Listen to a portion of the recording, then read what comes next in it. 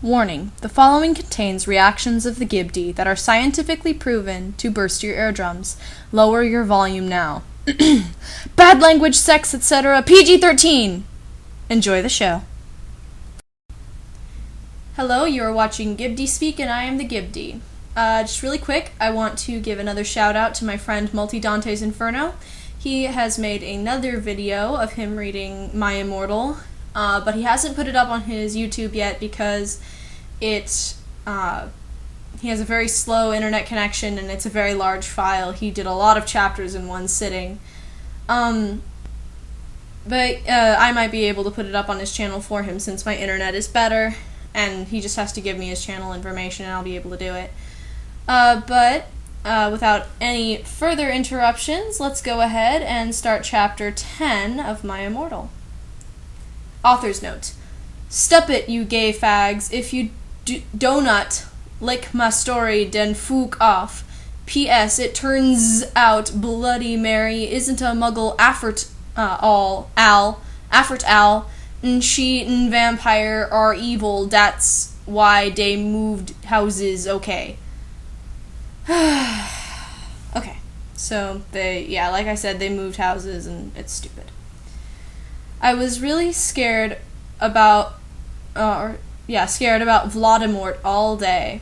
I was even upset when went to rehearsals with my gothic metal band Bloody Gothic Rose 666.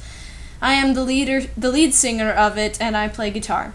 People say that we sound like a cross between GC, Slipknot, and MCR. The other people in the band are Bloody Mary, Vampire, Draco, Ron, although we call him Diabolo now. He has black hair now with blue streaks in it. And Hagrid. Only today Draco and Vampire were depressed, so they weren't coming, and we wrote songs instead. I knew Draco was probably slitting his wrists. He wouldn't die because he was a vampire too, and the only way you can kill a vampire is with a CROSS. There's no way I'm writing that. Or a steak, as in the food steak. Okay. Vampire was probably watching a depressing movie like The Corpse Bride. I put on a black leather shirt that showed off my boobs and tiny matching miniskirt that said Simple Plan on the butt. You might think I'm a slut, but I'm really not. Alright, this paragraph, I have so many things to say about it. Number 1, Voldemort. That's all I will say about that. Number 2, she brings up this band, supposedly, that's kind of important to say that she's musically inclined, probably within the first few chapters, but it's in Chapter 10. But it is important. You may think I'm crazy for saying that something that she hasn't brought up until Chapter 10 is important, but I've actually found a connection from this random bringing up of a band to something later in the story, so keep that in mind. Number 3, Hagrid is supposedly a student in this story, even though it goes against what J.K. Rowling wrote, but let's face it, Tara Gillespie doesn't exactly go with what J.K. Rowling wrote. Also, I want you to keep in mind that she said that she knew that Draco wouldn't die because he's a vampire, and so he wouldn't die by slitting his wrists, okay? Keep that in mind. Okay. We were singing A Color of Helena, and at the end of the song I suddenly bust into tears. Ebony, are you okay? Bloody Mary asks in a concerted voice. What the fuck do you think? I asked angrily. Then I said, well, Voldemort came and the fucking bastard told me to fucking kill Harry, but I don't want to kill him because he's really nice, even if he did go out with Draco, but if I don't kill Harry, then Voldemort will fucking kill Draco. I burst into tears. Suddenly, Draco jumped out from behind a wall. There are weird commas in that area. But if I don't kill Harry, comma, then Voldemort, comma, will fucking kill Draco. Anyways. Why didn't you fucking tell me? He shouted. How could you? You fucking poser muggle bitch. Author's note. See, is dat out of character? I started to cry and cry. Draco started to cry too, all sensitive. Then he ran out crying. Everyone cries in this story. And for everything that she put in character, and by in character, you have to take that rather lightly, considering that all he did in character was call her a muggle. Even though I don't think she is. She never actually explains if she's muggle-born or not, but whatever. And then just everyone cries. Even Draco, which is out of character, until you get into, I think, I want to say the 6th or 7th movie? Don't kill me, guys. I haven't seen them. I've only read the books. Anyways, we practiced for 1 more hour. Then suddenly Dumbledore walked in angrily. Or, nope, sorry, it's not Dumbledore, it's Dumbledore. Walked in angrily. His eyes were all fiery, and I knew this time it wasn't 'cause he had a headache. "What have you done?" he started to cry wisely.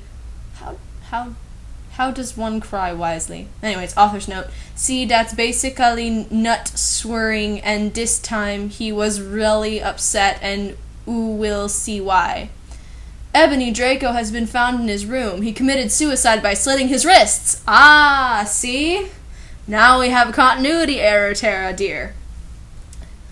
You just said, literally in the same chapter, that Ebony wasn't worried that he would die because you can't kill a vampire by slitting his wrists, even though you've never actually mentioned that Draco's a vampire before this moment.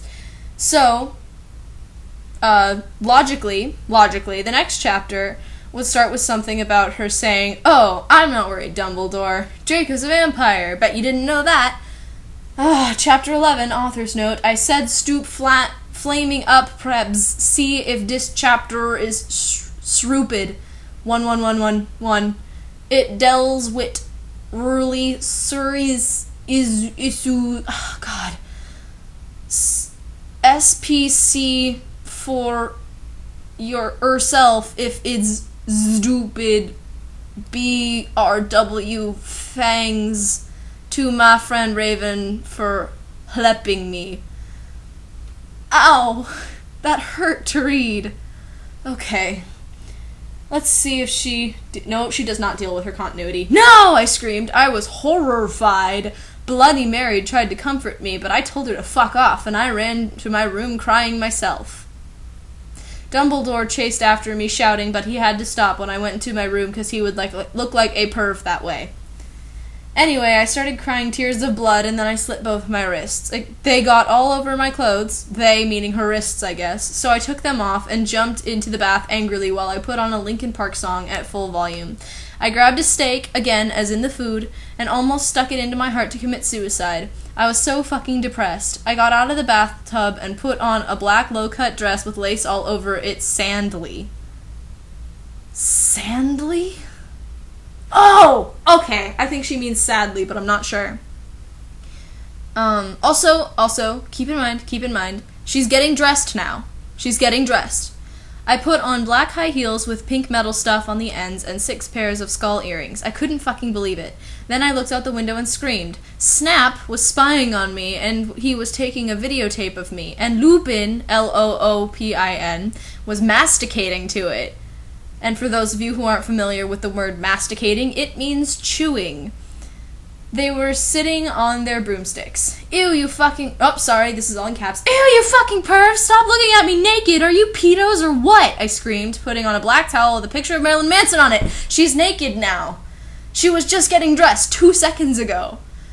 I like to think that, Ebony, her magic powers, since she never actually tends to do actual spells in this story, her magical abilities aren't typically magical abilities. They're the ability to get dressed and get undressed extremely quickly and, just appear in and out of clothes. That's my opinion. Suddenly, Vampire ran in. Abracadabra! He yelled at Snape and Lupin, pointing his womb. How do you confuse wand for womb?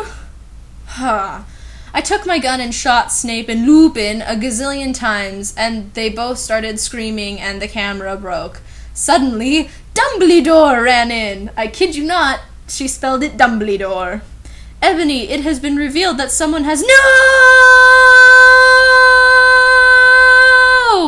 He shouted, looking at Snape and Lupin, and then he waved his wand, and suddenly, Hagrid ran outside on his broom and said, "Everyone, we need to talk." Everyone we need to talk is not in quotation marks, by the way, so he didn't actually say that out loud. What do you know, Hagrid? You're just a little Hogwarts student. There's just a really great part coming up. I may be a Hogwarts student, Hagrid paused angrily, but I am also a Satanist. This cannot be, Snap said in a crisp voice as blood dripped from his hand where Dumbledore's wand had shot him. There must be other factors. Why is Snap now Spock? Anyways, you don't have any, I yelled in madly. You don't have any what? Lupin held up the camera triumphantly. The lens may be ruined, but the tape is still there. I felt faint, more than I normally do, like how it feels when you do not drink enough blood. Maybe that's because you slit your wrists. Stupid bitch. Or because you were crying tears of blood, and then slit your wrists, letting more blood out. Ugh, God. Okay. Why are you doing this? Lupin said angrily while he rubbed his dirty hands on his cloak. And then I heard the words that I had heard before, but not from him. I did not know whether to feel shocked and happy or to bite him and drink his blood because I felt faint. Because! Hey, Hagrid said, and he paused in the air dramatically, waving his wand in the air. Then swooped he in, singing to the tune of a gothic version of a song by 50 Cent. Because you're gothic? Snap asked in a little afraid voice, because he was afraid it meant he was connected with Satan. No, Satan. Okay, that is spelled right. Alright. Because I love her! Alright then. So, Hagrid now has a crush on Ebony, which only intensifies her Mary Sue-ishness, because one of the main factors of a Mary Sue is that every single character, male or female, will fall in love with this person instantly. Chapter 12. Author's note. Stop F,A-ing, okay? Hagrid is a pedo too. A lot of people in American schools are licked at. I wanted to address that issue. How do you know, Snap? I ain't Christian with a K. Plus, Hagrid isn't really in love with Ebony. That was Cedric. Oh, what? Cedric wasn't in that scene! Did I miss something?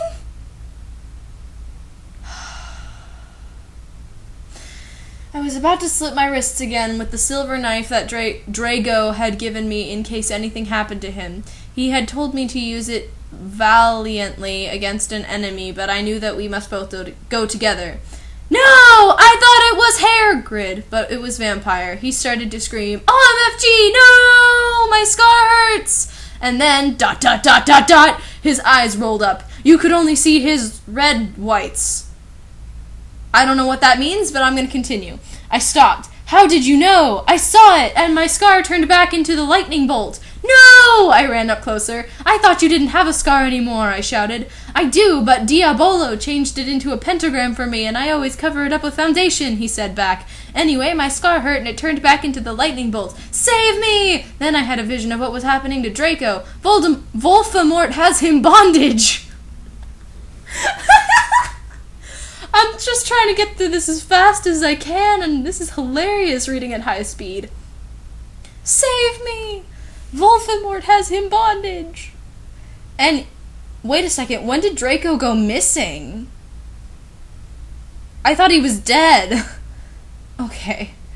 Anyway, I was in the school nurse's office now, recovering from my slit wrists. Snap and Lupin and Hagrid were there too. They were going to St. Mango's after they recovered because they were pedophiles, and you can't have those fucking pervs teaching in a school with lots of hot girls. Dumbledore had constipated the Cydio camera they took of me naked. I put up my middle finger at them. Okay. Anyways, Hagrid came into my hospital bed holding a bouquet of pink roses. He came into your hospital bed? That's gross. Ennaby, I need to tell you something, he said in a serious voice, giving me the roses. Fuck off, I told him. You know I fucking hate the color pink anyway, and I don't like fucked up preps like you, I snapped. Hagrid had been mean to me before for being gothic. No, Ennaby, Hagrid says. Those are not roses. What, are they goths too, you poser prep? I asked, because I was angry that he had brought me pink roses. I saved your life, he yelled angrily. No, you didn't, I replied. You saved me from getting a Paris Hilton P- video made from your shower scene and being viewed by Snap and Lupin, who masturbated. See, is that spelled wrong? Yes, it is. To it, he added silently. Whatever, I yelled angrily. He pointed his wand at the pink roses. These aren't roses. He suddenly looked at them with an evil look in his eye and muttered, well, if you wanted honestly, that's all you had to say! That's not a spell, that's an MCR song, I corrected him wisely. Ah, yes. Ebony, so wise in the ways of MCR songs. I know, I was just warming up my vocal cord days. Then he screamed, Petulas Marengo mi cremicli romacio, for all you cool gothic MCR fans out, there, that is a tribute, specially for Raven, I love you, girl. I'm a noto okeo.